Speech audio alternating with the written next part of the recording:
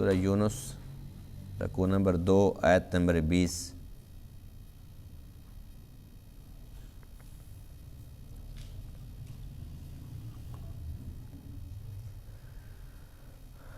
اعوذ باللہ من الشیطان الرجیم،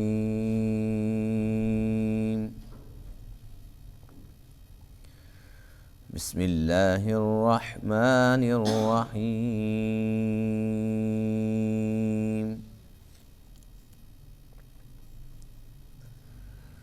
وَإِذَا أَذَقْنَا النَّاسَ رَحْمَةً مِّن بَعْدِ ضَرَّاءَ مَسَّتْهُمْ إِذَا لَهُم مَّكْرٌ فِي آيَاتِنَا قُلِ اللَّهُ أَسْرَعُ مَكْرًا إِنَّ رُسُلَنَا يَكْتُبُونَ مَا تَمْكُرُونَ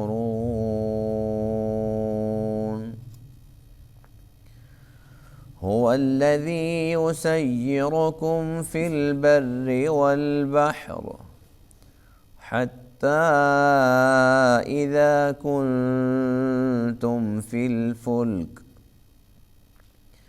وَجَرَيْنَ بِهِمْ بِرِيحٍ طَيِّبَةٍ وَفَرِحُوا بِهَا جَاءَتْهَا رِيحٌ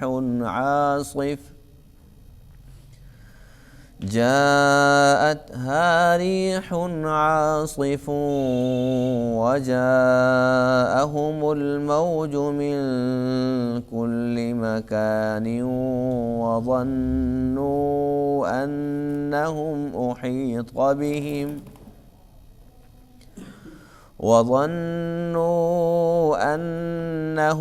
أُحِيطَ بِهِمْ دَعَوُا اللَّهَ مُخْلِصِينَ لَهُ الدِّينَ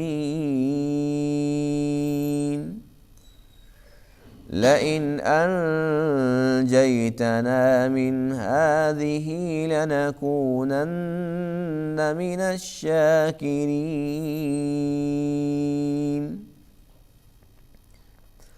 فَلَمَّا أَنْجَاهُمْ إِذَا هُمْ يَبْغُونَ فِي الْأَرْضِ بِغَيْرِ الْحَقِّ يَا أَيُّهَا النَّاسُ إِنَّمَا بَغْيُكُمْ عَلَىٰ أَنفُسِكُم مَّتَاعَ الْحَيَاةِ الدُّنْيَا ثُمَّ إِلَيْنَا مَرْجِعُكُمْ فَنُنَبِّئُكُم بِمَا كُنتُمْ تَعْمَلُونَ۔ صدق اللہ العظیم۔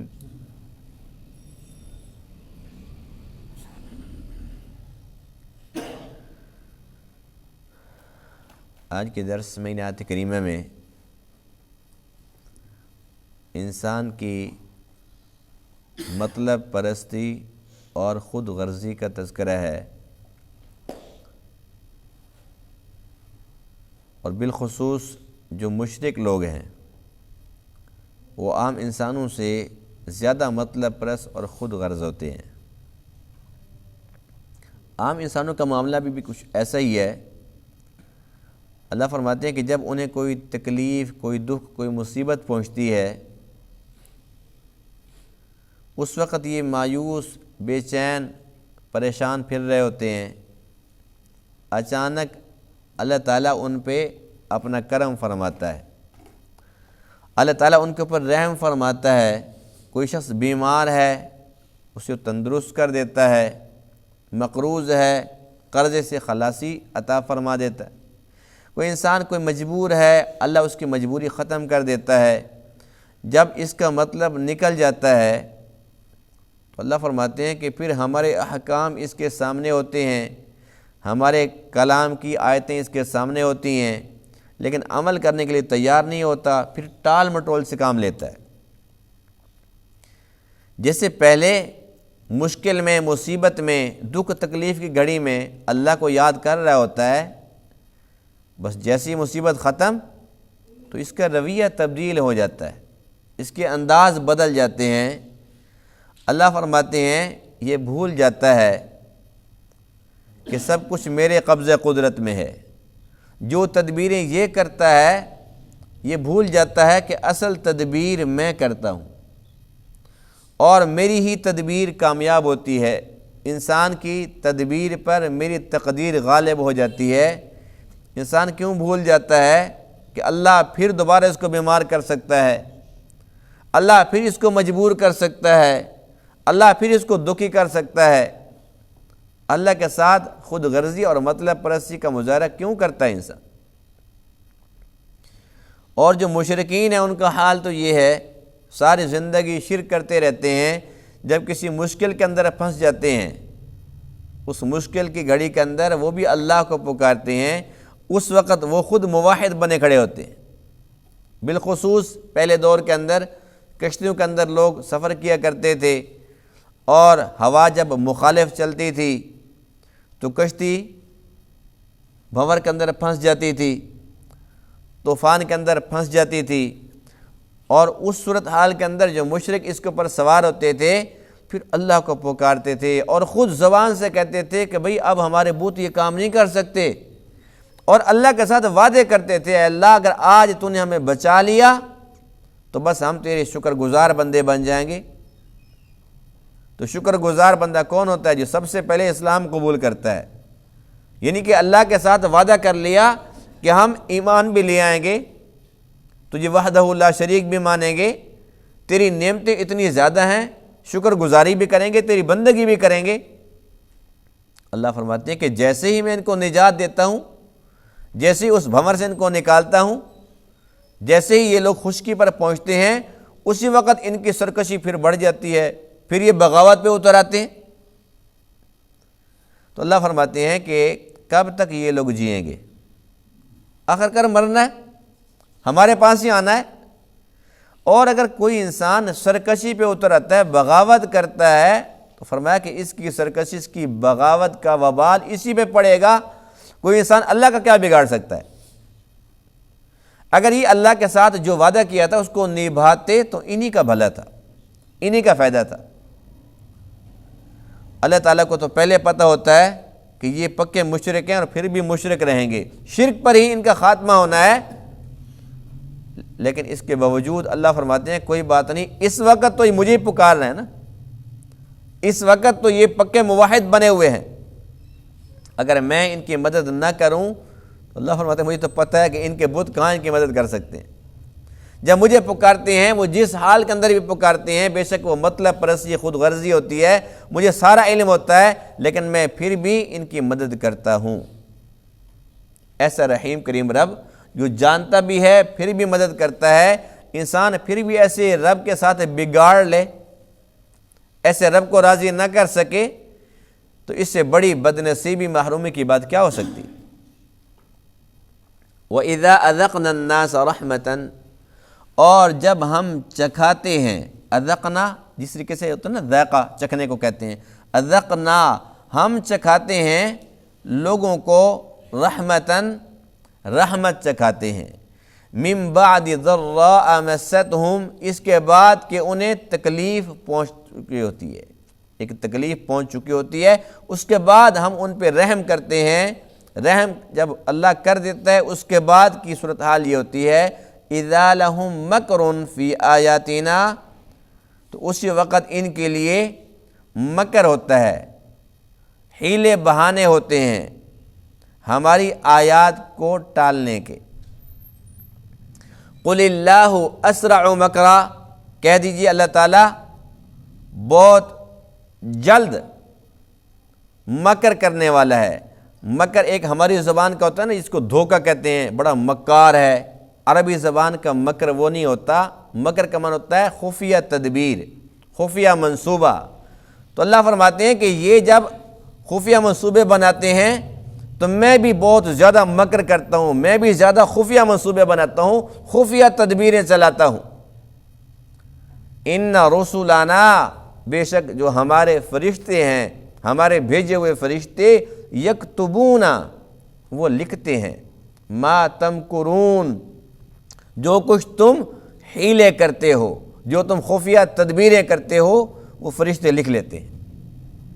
هو الذی، اللہ وہ ذات ہے، یسیرکم، جو تمہیں چلاتا ہے، فی البر، خشکی کے اندر، والبحر، اور سمندر کے اندر، حتی اذا کنتم فی الفلک، یہاں تک کہ جب تم لوگ کشتیوں میں ہوتے ہو، وجرین بہم، اور وہ ان کو لے کر چلتی ہیں، بریح طیبہ، خوشگوار ہوا کے ساتھ، یعنی کہ ہوا موافق ہے، کشتی کا سفر ہے، وفرحوا بہا، اور یہ فرحت محسوس کرتے ہیں، خوش ہوتے ہیں ان ہواؤں کے ساتھ، ان کشتیوں کے اندر خوشیاں منا رہے ہوتے ہیں، جاءتھا ریح عاصف، کہ آ پہنچتی ہے ان کے پاس تند ہوا، وہ ہوا جو مخالف ہے وہ آ جاتی ہے، وجاءہم الموج، اور موج گھیر لیتی ہے، موج آ جاتی ہے،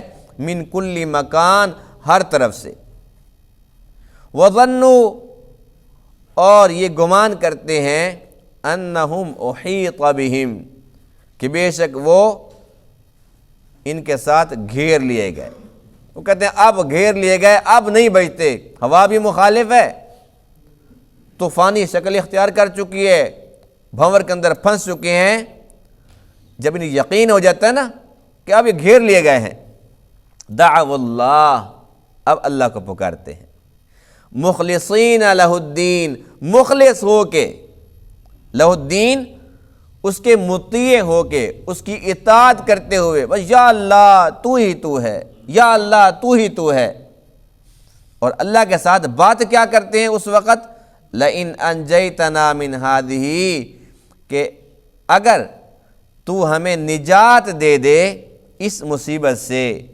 لنکونن، البتہ ہم ضرور ہو جائیں گے، من الشاکرین، شکر ادا کرنے والوں میں سے، فلما انجاہم، پس جب اللہ ان کو نجات دے دیتا ہے، اذا ہم یبغون فی الارض، تو یہ اسی وقت بغاوت کرتے ہیں زمین میں، بغیر الحق، ناحق بغاوت، یا ایھا الناس، اے لوگو، یہ اللہ کے فیصلے ہیں، اے لوگو، انما بغیکم علی انفسکم، بے شک تمہاری سرکشی، تمہاری بغاوت تمہارے اپنے ہی نفسوں کے خلاف ہے، اس میں تم اللہ کا نہیں کچھ بگاڑ سکتے، اپنے ہی تم نقصان کرو گے، متاع الحیات الدنیا، دنیا کی زندگی کا تھوڑا سا سامان ہے، ثم الینا مرجعکم، پھر ہماری طرف تمہارا لوٹ کر آنا ہے، فننبئکم، پھر ہم تمہیں خبر دیں گے، بما کنتم تعملون، ان اعمال کی جو تم کیا کرتے تھے۔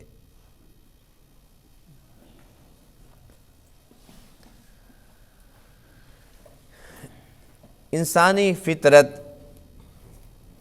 یہی ہے کہ انسان مطلب پرست اور خود غرض ہے۔ یہ انسانی فطرت کون بیان کر رہا ہے؟ انسان کا خالق، اس فطرت کا پیدا کرنے والا، وہ خود بتلا رہا ہے کہ میں نے جس انسان کو پیدا کیا ہے، اس انسان کی فطرت یہی کچھ ہے، ہر وقت مطلب پرستی، خود غرضی، ہر ایک کے ساتھ۔ ہم کرتے ہیں نہیں کرتے؟ سب کرتے ہیں۔ جس سے تعلق ہو اس میں کوئی نہ کوئی مطلب تو ہوگا نا، کوئی نہ کوئی غرض تو ہوگی۔ کیا یہ اچھا ہو کہ ہمارا آپس کے اندر جو تعلق ہے اس میں غرض صرف اور صرف دین کی ہو، دنیا کی غرض نہ ہو؟ اور دنیا کی غرض جب آ جاتی ہے تو وہ تعلق پائیدار نہیں ہوتا۔ ہم نے جس بندے سے تعلق جوڑا، ایک امید تھی، اندر ایک ارمان چھپا ہوا تھا، ایک مطلب چھپا ہوا تھا، کبھی جب بہت قریب ہو جاؤں گا پھر یہ بات کروں گا۔ جب انسان وہ بات کرتا ہے، تعلق بناتے بناتے بڑا عرصہ لگا دیتا ہے، لیکن جب اپنا مطلب رکھتا ہے وہ کہتا ہے میں پہلے ہی سمجھ گیا تھا کہ میرے قریب کیوں آ رہا ہے، نہیں بھائی میں تیرا کام نہیں کر سکتا۔ اب جیسے ہی اس کے مفاد پہ زد پڑتی ہے تو اب یہ پریشان ہو جاتا ہے، کہتے جی دیکھو میں نے یہ کھلایا اس کو، میں نے یہ پلایا اس کو، میں نے اس کو فلاں موقع پر یوں کیا، فلاں موقع پر یہ دیا۔ اب یہ ساری کی ساری باتیں بطور تانا کے کرتا ہے یا نہیں کرتا؟ لیکن کیوں کھلایا پلایا؟ اندر تو مطلب تھا نا، وہ تو نکل آیا۔ اور یہ بھی حیران کن بات ہے، بہت زیادہ حیران کن بات ہے کہ انسان کا جو دل ہے نا، کسی کے ساتھ جب اس کا تعلق جڑتا ہے، جب رشتہ قائم ہوتا ہے، اگر یہاں پر خلوص ہے تو اللہ کی جانب سے وہاں پر بھی خلوص ہوتا ہے۔ یہ عجیب بات ہے، اگر ادھر سے خلوص ہے ادھر بھی خلوص ہے، تعلق چلتا رہتا ہے۔ جیسے ہی یہاں پر میل آیا تو حدیث پاک میں ہے کہ مومن کا آئینہ ہے،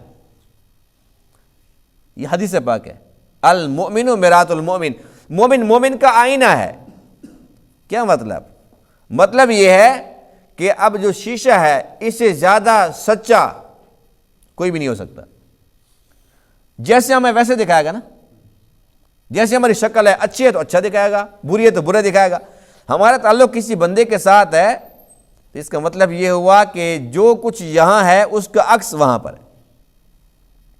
یہاں سے خلوص ہے تو ادھر سے خلوص ہی ملنا ہے، کیونکہ وہ شیشہ ہے۔ اور جب یہاں پر غرض ہے، یہاں پر دھوکہ ہے، تو خود بخود وہاں پر بھی دھوکہ ہے۔ وہ لاکھ صفائیاں پیش کریں، ہم وہ کریں، لیکن حقیقت یہی کچھ ہے۔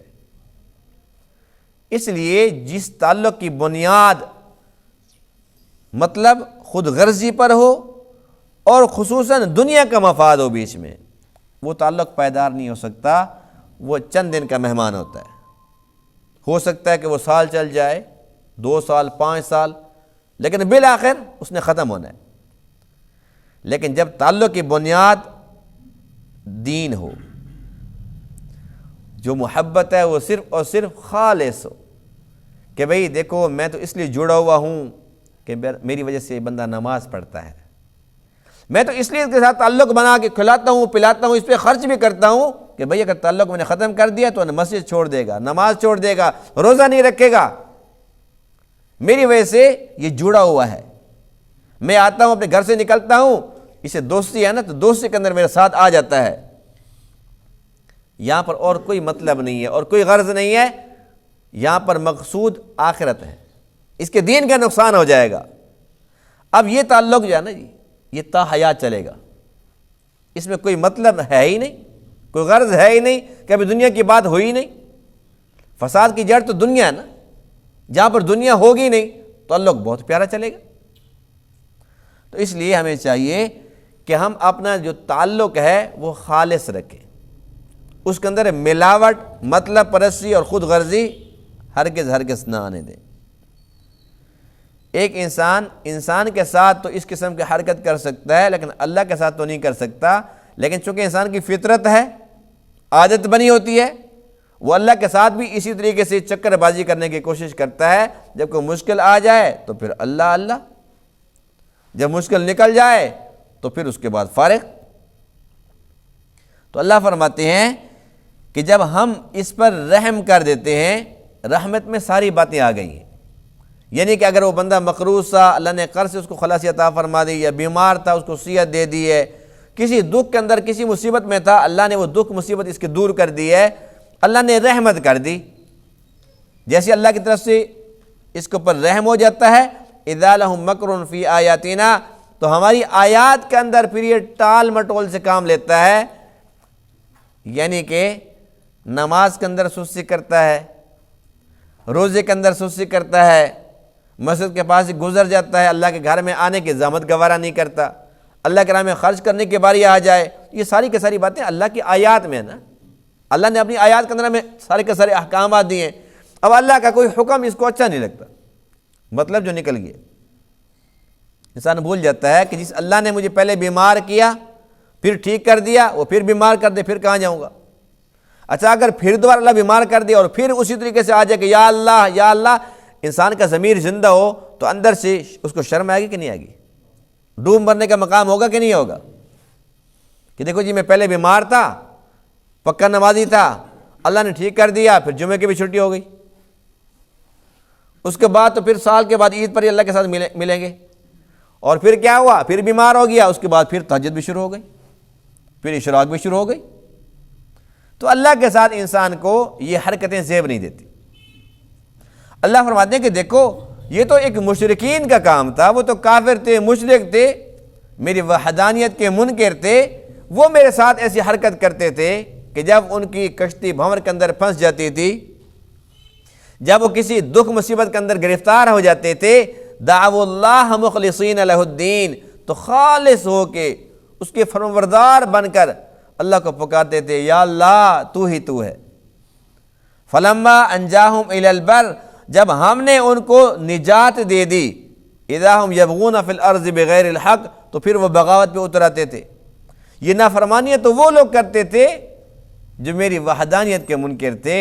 تم تو میری وحدانیت پر ایمان رکھتے ہو، تم تو میرے نبی کی نبوت اور رسالت پر ایمان رکھتے ہو، تم ایسی حرکتیں کیوں کرتے ہو؟ مشرکین کی عادت تھی، جب کبھی کوئی بھی مشرک ایسی مصیبت کے اندر پھنسا، اس نے اللہ ہی کو یاد کی۔ حدیث پاک میں ہے کہ جب مکہ فتح ہوا نا، کب فتح ہوا تھا؟ جی 8 ہجری میں فتح ہوا تھا۔ یہ باتیں نا یاد رکھنی چاہیے۔ مکہ کب فتح ہوا تھا؟ 8 ہجری میں۔ یہ باتیں کئی مرتبہ دہرائی جا چکی ہوتی ہیں، لیکن یہ کہ توجہ نہیں ہوتی۔ میں اس لیے پوچھتا رہتا ہوں کہ کوئی سبق یاد بھی ہو رہا ہے یا بس ایک کان سے سننا ہے اور دوسرے سے نکالنا ہے؟ تو یہ بڑی اہم ترین بات۔ اب مکہ فتح ہوئے، تھوڑی خوشی کی بات ہے کہ اس کے بعد الحمدللہ پھر اسلام غالب بھی آیا۔ اللہ کے نبی نے فرمایا کہ آج کے بعد ہجرت کی چھٹی، ہجرت ختم ہو گئی ہے، اب جہاد ہمیشہ کے لیے رہے گا۔ تو یہ ایک بہت خوشی کی بات تھی نا کہ مکہ فتح ہو گیا، جہاں پر مسلمانوں پر پابندی تھی، عمرہ کرنے نہیں آ سکتے، طواف نہیں کر سکتے، تو وہاں پر پھر مسلمان پھر رہے تھے، آزادانہ پھر رہے تھے، طواف کر رہے تھے، عمرے کر رہے تھے، تو کتنی خوشی کی بات تھی۔ اور جو کافر تھے، منع کرنے والے، وہ سر چھپانے کی جگہ تلاش کر رہے تھے۔ الحمدللہ۔ تو مکہ کا فتح ہوا 8 ہجری میں فتح ہوا۔ جب مکہ فتح ہوا نا، اس وقت جو کافر تھے وہ بڑے پریشان تھے، جو بڑے کافر تھے وہ زیادہ پریشان تھے۔ ان بڑے کافروں میں ایک نام ہے اکرمہ۔ کیا نام ہے؟ یہ ابو جہل کا بیٹا ہے۔ ابو جہل بڑا سردار تھا اور اللہ کے نبی کا بہت بڑا دشمن تھا۔ اب یہ بیٹا تھا، یہ بھی تو باپ کا ساتھ تھا، باپ کے ساتھ مل کر اللہ کے نبی کے ساتھ دشمنی کرتا رہا پوری زندگی۔ اب ابو جہل تو پہلے مر چکا تھا، بدر کے اندر وہ تو مر گیا۔ اکرمہ جو ہے نا، یہ لگا رہا۔ جب مکہ فتح ہوا تو اکرمہ کہتا ہے جی اب میں نہیں بچوں گا، میری خیر نہیں ہے، کیونکہ اللہ کے نبی کو سارا پتہ ہے میرے بارے میں کہ میں نے کون کون سی حرکتیں کی ہیں، کتنا ان کو دکھ پہنچایا، کتنا میں نے نقصان پہنچایا، میں نہیں بچتا۔ اس نے کیا کیا؟ اس نے وہاں سے بھاگنے کا ارادہ کیا۔ جب یہاں سے مکہ سے نکلا، یہاں سے بھاگ رہا تھا، تو راستے کے اندر یہ ہوا کہ دریائی سفر تھا، سمندری سفر تھا، یہ کشتی کے اندر سوار ہوگی، میں دور ہی کہ نکل جاؤں، اب یہ یہاں پر ہوں گا تو بچنے کا کوئی امکان ہی نہیں ہے۔ اور جو ان کی بیوی ہے، ان کا نام ہے ام حکیم رضی اللہ تعالیٰ عنہ۔ اس نے کہا کہ میں تو بھاگ نہیں سکتی، میں تو اسلام ہی قبول کر لیتی۔ اللہ کے نبی کی خدمت میں آئی اور آ کے عرض کیا کہ میں اسلام لانا چاہتی ہوں۔ فرمایا کہ جی بسم اللہ، اسلام قبول کر لیا۔ اب اکرمہ وہاں سے بھاگا، کشتی کے اندر سوار ہو گیا۔ اللہ کی شان دیکھیے، کشتی جا رہی تھی، اچانک ہوا مخالف ہو گئی، طوفان آ گیا، تیز ہوا، کشتی بھنور کے اندر پھنس گئی۔ اب وہ جو مشرک وہاں پر سوار تھے نا، وہ کہتے اے لات منات عزا بچا لے، بتوں کو پکارنے لگے۔ جو ملاح تھا، کشتی چلانے والا تھا، وہ بھی مشرک تھا، اس نے کہا بھئی مرنا ہے، یہ لات منات عزا اتنی بڑی مشکل کو نہیں ڈال سکتے، میں کشتی چلانے والا ہوں، مجھے پتہ ہے اب کس وقت ہم اس وقت کس حالت کے اندر ہیں، اب سارے مل کر اللہ کو پکارو، بچنا ہے تو اللہ کو پکارو، ورنہ آج بچنے کا کوئی چانس نہیں ہے۔ اب سب جب اللہ کو پکارنے لگے نا، اکرمہ کہتے ہیں، ان کا اپنا بیان ہے، کہتے ہیں جی میرے دل پہ نا بڑی چوٹ لگی. میں نے کہا بات یہ ہے کہ جس اللہ سے بھاگا ہوں یہاں پھر وہی اللہ ہے. حیرت کی بات ہے، اگر یہاں اللہ کو پکارنا ہے، اللہ ہی ہمارے مسئلے حل کر سکتا ہے، تو پھر بھاگا کس چیز سے ہوں؟ میں تو بیت اللہ سے بھاگا ہوا ہوں، رسول اللہ سے بھاگا ہوا ہوں، تو پھر میں کیا حرکت کر رہا ہوں؟ کہتے میرے دل پہ ایسی ضرب لگی، میں نے دل میں فیصلہ کر لیا کہ بس ٹھیک ہے، اگر یہ سارے کے سارے اس بات پر متفق ہیں کہ اس مشکل میں لات منات عزا نہیں بچا سکتے، اللہ بچا سکتا ہے. کہتے میرے دل کے اندر اسی وقت اسلام کی محبت بیٹھ گئی. میں نے کہا نہیں، بات سچی ہے، بس پھر اللہ ہی بچا سکتا ہے، اب اللہ سے بھاگنے کا کوئی فائدہ نہیں ہے. یہ کیا منافقت ہوئی؟ یہاں پر اللہ تو بچا لے، جب اللہ بچا دیتے تو پھر وہی لات نے بچایا، منات نے، عزا نے بچایا. نہیں یہ منافقت ہے، یہ مجھے پسند نہیں ہے. جب سب نے اللہ کو پکارا نا، اللہ نے پھر کنارے لگا دیا. اللہ ہی پکار سنتا ہے نا. جب وہ کنارے پہ آیا نا تو ان کی بیوی ام حکیم رضی اللہ تعالی عنہ وہ ملی، کہنے لگی اکرمہ تو نہیں بھاگ سکتا، تو نہیں بھاگ سکتا، بس تو آ جا. اللہ کے نبی بہت رحمت والے نبی ہیں، میں گئی ہوں، میں نے خود دیکھا ہے، بہت رحمت والا نبی ہے. تو آ جا، آگے اسلام قبول کر لے، اس کے بغیر اور کوئی راستہ نہیں ہے. اکرمہ نے کہا کہ میں نہیں بچ سکتا. کیسی باتیں کر رہی ہے؟ میں نے کیا کچھ نہیں کیا ان کے خلاف، کس منہ سے آؤں؟ جب میں آؤں گا اللہ کے نبی مجھے چھوڑیں گے؟ میں نہیں آتا. ام حکیم کہنے لگی اچھا یہ بتا، اگر اللہ کے نبی سے میں کوئی گارنٹی لے کے آؤں پھر مان جائے گا؟ اس نے کہا میرا دل تو نہیں مانتا، لیکن اگر ایسی بات ہے تو بس تو جلدی کر. ام حکیم رضی اللہ عنہ اللہ کے نبی کی خدمت میں حاضر ہوئی. یا رسول اللہ صلی اللہ علیہ وسلم، میرا شوہر اکرمہ بن ابو جہل آج وہ آنا چاہتا ہے، کیا اس کی حاضری قبول ہو جائے گی؟ اس کا اسلام قبول ہو جائے گا؟ فرمایا کہ مرحبا، آؤ آؤ، کس چیز کا انتظار ہے، لے آؤ اس کو. کہنے لگی کہ وہ ایسے نہیں آتا، کوئی سند دو، کوئی گارنٹی چاہیے، گارنٹی دو. وہ میری باتوں میں آنے والا نہیں ہے، پتہ ہے ابو جہل کا بیٹا ہے، سردار کا بیٹا ہے، سردار ہے، وہ نہیں مانتے چھوٹی بڑی باتوں کو، کوئی گارنٹی چاہیے. اللہ کے نبی نے اپنی مبارک دستار دی، یہ لے جاؤ. کیا شان ہے ہمارے نبی کی.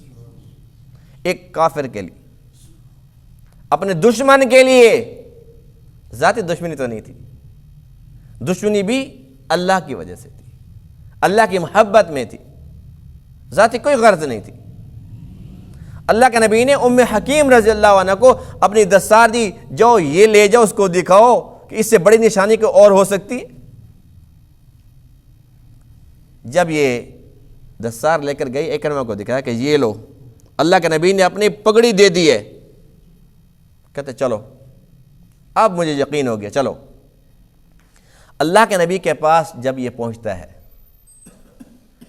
اللہ کے نبی کھڑے ہو جاتے ہیں، کھڑے ہو کے اس کا استقبال فرماتے ہیں. اور وہاں پر اللہ کے نبی نے کیا فرمایا؟ مرحبا مرحبا مرحبا ایھا الراکب المہاجر. وہ ساری بات ہی بتلا دی کہ تو کیا کچھ کر کے آیا ہوا ہے. اے سواری کرنے والے، راکب، سواری کی تھی کہ نہیں کی تھی؟ وہاں پر ٹھوکر لگی تھی کہ نہیں لگی تھی؟ اور یہاں سے بھاگا ہوا ہے. اللہ کے نبی نے کتنا بڑا اعزاز دیا اس بھاگنے کو اور پھر وہاں سے واپس آنے کو. فرمایا کہ تم مہاجر ہے، ہجرت کرنے والا ہے. کھڑے ہو کے استقبال فرمایا اور اس کے بعد پھر ان کو گلے سے لگایا. انہوں نے اسلام قبول کر لیا. آج اب ان کا نام آتے ہم کیا کہتے ہیں؟ اکرمہ رضی اللہ تعالی عنہ. تو بات یہ ہے کہ جیسے اکرمہ کے دل پہ چوٹ لگی کہ مشکل میں اللہ، جب اللہ مشکل حل کر دے اس کے بعد پھر غیر اللہ نہیں، بس اب اللہ ہی اللہ. یہ چوٹ کسی کسی کو لگتی ہے، ہر ایک کو نہیں لگتی. جس کا دل ظلمت سے، تاریکی سے، شرک کی غلاظت اور گندگی سے بھر جاتا ہے، اس کی فطرت الٹ ہو جاتی ہے، اللہ اس کے دل پر مہر لگا دیتا ہے، تالے لگا دیتا ہے، اس بندے کو یہ باتیں سمجھ نہیں آتی۔ کتنے مشرک آج پھر رہے ہیں، اور جیسے اکرمہ رضی اللہ تعالی عنہ کو جہاں چوٹ لگی، ایسے بے شمار واقعات ان کی زندگی میں آ چکے ہیں، لیکن وہ مشرک آج بھی اللہ کے پاس نہیں آنا چاہتے۔ ایسی بات یہ نہیں ہے۔ تو اللہ فرماتے ہیں کہ یا ایھا الناس، اے لوگو، یا ایھا الذین آمنوا نہیں فرمایا اے ایمان والو، نہیں، اے لوگو، اے انسانو، تم کافر ہو یا مشرک ہو، تم کوئی بھی ہو، انما بغیکم علی انفسکم، تمہاری بغاوت تمہارے اپنے ہی نفسوں کے خلاف ہے۔ اگر تمہارا دل بند ہو چکا ہے، تمہیں میری بات سمجھ نہیں آتی، ظلمت تاریکی میں تمہارا دل ڈوب چکا ہے، تو اللہ فرماتے ہیں کہ اس کے اندر میرا کیا تم بگاڑ سکتے ہو، میرا کیا نقصان ہو سکتا ہے؟ اگر اکرمہ نہ آتا، اللہ کا کوئی نقصان تھا؟ جی، اگر آ گیا تو اپنی آخرت بنا گیا، دنیا بھی بنا گیا، آخرت بنا گیا، اور کتنے برے باپ کا بیٹا تھا، لیکن کتنا اچھا بیٹا ثابت ہوا ہے۔ تو اس لیے جو آ جاتا ہے تو وہ اپنے لیے کما لیتا ہے، اپنی بھلائی اور اپنی آخرت بنا لیتا ہے۔ جو نہیں آتا تو اللہ فرماتے ہیں نہ آؤ، متاع الحیات الدنیا، دنیا کی زندگی کا سامان بہت کم ہے، چند دن کی بات ہے، ثم الینا مرجعکم، پھر بھی تو ہمارے پاس ہی آنا ہے، آج آ جاؤ، آج آ جاؤ، پھر بھی آنا ہے۔ اس وقت کا آنا کس کام کا ہوگا؟ اس وقت تم مجبور ہو کے آؤ گے، تمہارے پاس کوئی اور راستہ نہیں ہوگا۔ فرمایا این المفر، کہاں بھاگو گے بتاؤ؟ بالآخر میرے پاس آنا ہے، آج کیوں نہیں آتے؟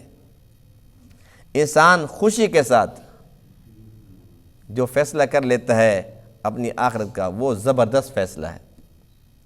تو اس بات سے ہمیں کیا سبق ملتا ہے کہ جب انسان مشکل میں پھنسے اس وقت اللہ کے دربار میں آئے اور پھر مشکل اللہ دور کر دے پھر بھاگ جائے، یہ غلط ہے۔ اللہ کے ساتھ تعلق ہمیشہ کا جوڑے، بنیاد تقوی اور اخلاص ہو، مطلب نہ ہو۔ اللہ بہت غیور ہے، اسے زیادہ غیرت والا کون ہو سکتا ہے کہ اللہ اپنے دوستوں کو رسوا کرے گا؟ اللہ کے ساتھ بے لوث محبت کر کے تو دیکھو، اللہ کے ساتھ اپنا خلوص اخلاص والا رشتہ تھوڑا سا بنا کر تو دیکھو، اللہ بغیر مانگے دے گا۔ اللہ کو تو پہلے پتہ ہے میرے بندے کو چاہیے کیا، مطلب کیوں سامنے رکھتے ہو، مطلب کے لیے کیوں آتے ہو، کوئی بات نہ کرو۔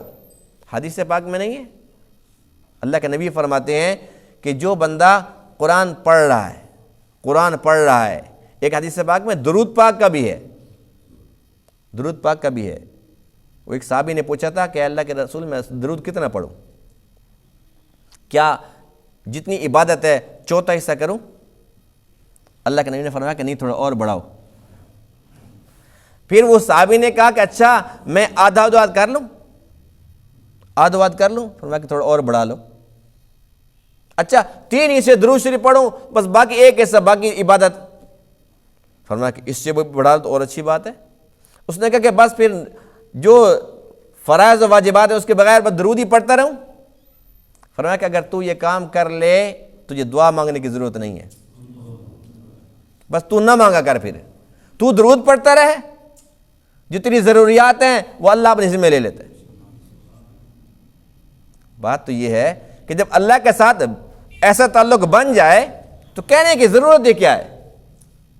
اللہ کو پتہ ہوتا ہے میرے بندے کو کیا چاہیے، اللہ بغیر مانگے دیتا ہے، اور اس کا مزہ ہی اپنا ہوتا ہے۔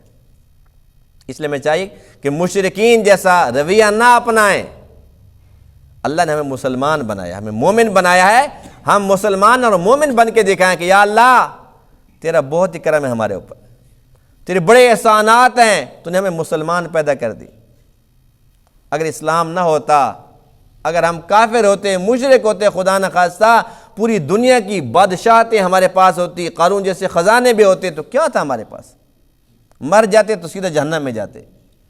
آج الحمدللہ ہمارا دل باغ باغ ہے، ہمارا دل کتنا خوش ہے کہ دنیا کی زندگی میں بے شک جتنی مصیبتیں آئیں، جتنی تکلیفیں آئیں، 1000 مرتبہ آئیں، لیکن ہمیں یقین کامل ہے کہ جنت میں جائیں گے، اور جنت میں بھی جائیں گے پھر اللہ کی رضا بھی پائیں گے، اور اس کے بعد پھر سب سے کائنات کی سب سے بڑی دولت اللہ کا دیدار بھی نصیب ہوگا. ہے نا خوش نصیبی؟ اس لیے ہمیں چاہیے کہ بس تھوڑا سا صبر کر لیں. دنیا کی زندگی کے اندر تھوڑا سا صبر کر لیں، اپنی خواہشات کو دبا کے رکھیں، اور اللہ نے ہمیں بندہ بنایا تو بندے بن کر دکھائیں. یا اللہ تیرے بندے ہیں، بس تو بندگی کی توفیق دیتا جا اور ہم لگے ہوئے اس کام کے اندر. ایسا پیارا تعلق اللہ کے ساتھ جب بن جائے گا تو پھر مزے مزے ہوں گے انشاءاللہ. اللہ تعالیٰ ان تمام باتوں کو سمجھنے عمل کرنے کی توفیق عطا فرمائے. وآخر دعوانا الحمدللہ رب